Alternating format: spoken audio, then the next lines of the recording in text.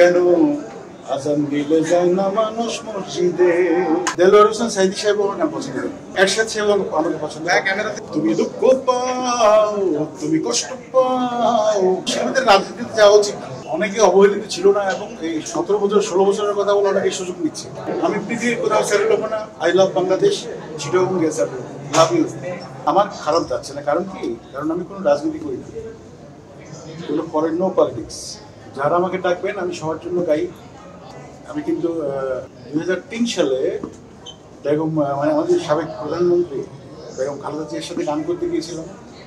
এটা হচ্ছে মায়ানমার, আমি আর শাকিলা জাফর।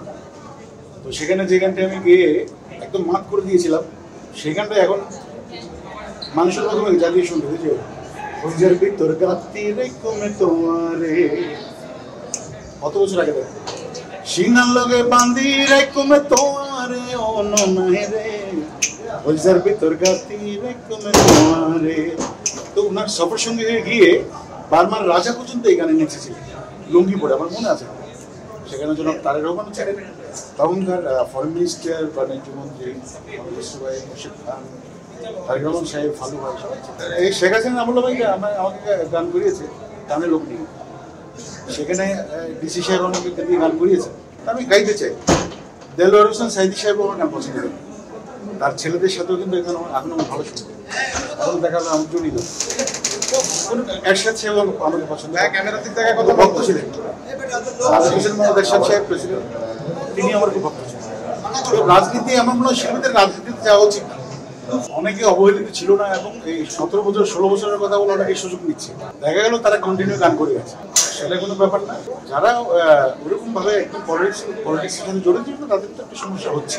আগের গানগুলো এত টাচি এবং এত সুন্দর লিরিক, এত সুন্দর কথা, সুন্দর সুর, সুন্দর কম্পোজিশন ছিল, যার কারণে মানুষ গান পরিবর্তন করে গানই করে। এবং নতুন প্রজন্ম যারা, ওরাও পুরোনো গানগুলো করছে, কাভার করছে। তবে নতুন প্রজন্ম যে সবাই যে খারাপ হচ্ছে সেরকম নয়। আমি সর্বশেষ হানিফ সঙ্গীতের, আমাদের প্রিয় হানিফ সঙ্গীতের ইত্যাদিতে আমি একটা গান গেয়েছি ইমরানের কম্পোজিশন সুরে। গানটা খুব ভালো হয়েছে, আপনারা হয়তো শুনেছেন ইত্যাদি। গানটা আমি গিয়ে গেলাম। তুমি দুঃখ পাও, তুমি কষ্ট পাও, এই আমি চাই, তুমি বোঝনি এ আমাকে ছিলে ছলনাই, কি করে হৃদয়ে রাখি তোমায়, কিভাবে সুখী বলো দেখি তোমায়। পিপাপিরা পাকু, তুমি তুমি তুমি দুঃখ পাও, তুমি কষ্ট পাও, এই আমি চাই। রাত 2টার সময় এটা শুরু করে আমার সুরে গানটা শওকত আলী ইমনের কম্পোজিশন এবং এইচ.এম. নিপুর লেখা। আমি বলেছিলাম যে গানটা হিট হবে রাত 2টার সময়, ইনশাল্লাহ হিট। আসলে গানটা হিট হয়েছিল। হ্যাঁ, গজল কিন্তু এখন আর করবো না, কারণ স্টেজে করে ফেলেছি। হ্যাঁ, গজল আমি করছি, মৌলিক গজল করছি।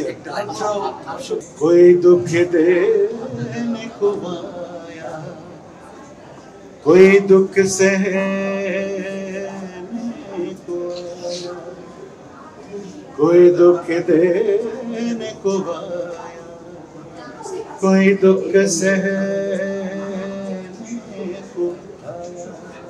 মানে কেউ দুঃখ দিতে আসে আর কেউ দুঃখ সইতে আসে। আর আমি পৃথিবীতে যে জন্ম নিয়েছি দুঃখ সবার, এটা আমার মৌলিক কথা। থ্যাংক ইউ, শুক্রিয়া। জামাত আসুক, ইসলামী যে কোনো দল আসুক, রবি চৌধুরী গান গাইবে। কারণ আমি গিয়েছিলাম, কেন আজান দিলে যায় না মানুষ মসজিদে, ওরে কবর থেকে বলছি মা গো আছি বড় বিপদে, কেন আজান দিলে যায় না মানুষ মসজিদে। অনেক জামাত নেতারা আমাকে ফোন দেয় এই গান শুনে। আমি কোনো সঙ্গীত না, আমি সারা পৃথিবীর, আমার এখনো লন্ডনের 10 বছরের ভিসা আছে, আমেরিকার 5 বছরের ভিসা আছে, কানাডার 10 বছরের ভিসা আমার এখনো আছে, ভ্যালিড ভিসা। আমি পৃথিবীর কোথাও সেটেল হবো না। আই লাভ বাংলাদেশ, চিটাগং গেছে, লাভ ইউ।